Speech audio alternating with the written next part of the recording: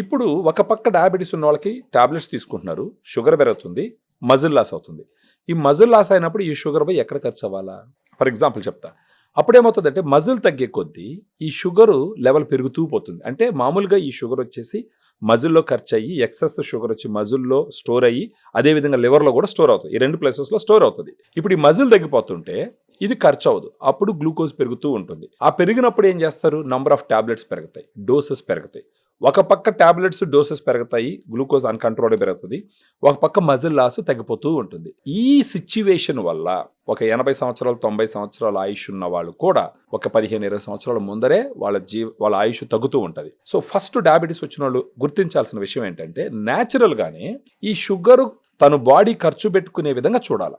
దానికి ప్రోటీన్ని ఫస్ట్ పారామీటర్గా తీసుకోవాలి. ఇప్పుడు డయాగ్రామ్ ఏ విధంగా ఉపయోగపడుతుందంటే దాంట్లో 5 సోర్సెస్ ఆఫ్ ప్రోటీన్ ఉంటుంది.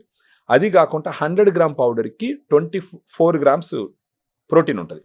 ఈ ప్రోటీన్ ఫస్ట్ ఏం చేస్తుందంటే ఉదయాన్నే ఒకసారి బిఫోర్ బ్రేక్ఫాస్ట్ తీసుకోవాలా, ఈవినింగ్ ఒకసారి తీసుకోవాలా.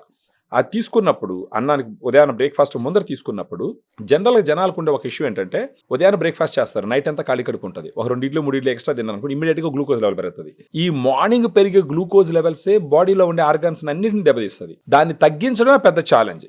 ఇప్పుడు మన డయాగ్రామ్లో ఉన్నటువంటి ప్రోటీన్ ఏం చేస్తుంది అంటే వే ప్రోటీన్ ఒకటి ఉంటుంది. అదేం చేస్తుంది? ఉదయాన్నే తిన్న తర్వాత పెరిగే గ్లూకోజ్ని అది తగ్గించేటట్టు చేస్తుంది. ఎలా చేస్తుంది అంటే ఇన్సులిన్ పనిని పెంచుతుంది, ఇన్సులిన్ సెక్రేషన్ పెంచి ఈ గ్లూకోజ్ని మజిల్లోకి తోసేసే విధంగా చేస్తుంది. ఆ విధంగా పోస్ట్ ప్రాండియల్ గ్లూకోజ్ స్పైక్స్ పెరగకుండా ఉపయోగపడుతుంది. నెక్స్ట్ ఈ ప్రోటీన్ కడుపులో ఉండిందంటే ప్రోటీన్ గబక్కన డైజెస్ట్ అవ్వదు, దానికి కొంత టైం పడుతుంది. హార్డ్ మాలిక్యూల్ అది. చాలాసేపు మనకు ప్రోటీన్ ఉందనుకోండి, ఫర్ ఎగ్జాంపుల్ ఇప్పుడు ఉదయాన్నే మనకు ఎగ్సో లేకపోతే ప్రోటీన్ ఎక్కువ తిన్నాం అనుకో, మధ్యాహ్నం 3 గంటల దాకా కూడా ఆకలి అయ్యింది అనమాట. సో ఇలా తీసుకోవడం వల్ల గబక్కన ఆకలేదు.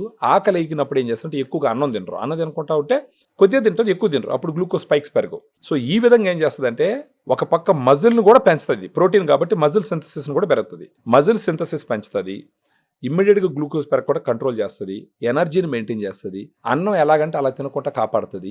వీటన్నిటి ఫ్యాక్టర్స్ వల్ల దీంతో పాటు డైటరీ ఫైబర్ ఉంటుంది, ఐనోసిటాలు, తర్వాత ఎల్కానిటిన్, టారిన్, వైటమిన్స్, మినరల్స్ ఇవన్నీ కలిసి ఉంటాయి. సో ఇది ఏం చేస్తుంది అంటే మన బాడీకి న్యాచురల్గా షుగర్ని ఎదుర్కొనేటటువంటి ఒక శక్తిని ఇస్తుంది.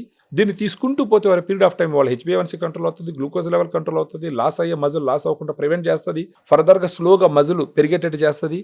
ఓవర్ పీరియడ్ ఆఫ్ టైము డాక్టర్లు కలిసినప్పుడు వీళ్ళకి గ్లూకోజ్ లెవెల్స్ కంట్రోల్లో ఉంటే డాక్టర్ని రిక్వెస్ట్ చేయొచ్చు, సార్ నా గ్లూకోజ్ లెవెల్స్ కొంచెం కంట్రోల్ ఉన్నాయి, నెంబర్ ఆఫ్ టాబ్లెట్స్ కానీ డోసెస్ కానీ తగ్గించి నన్ను అడగచ్చు.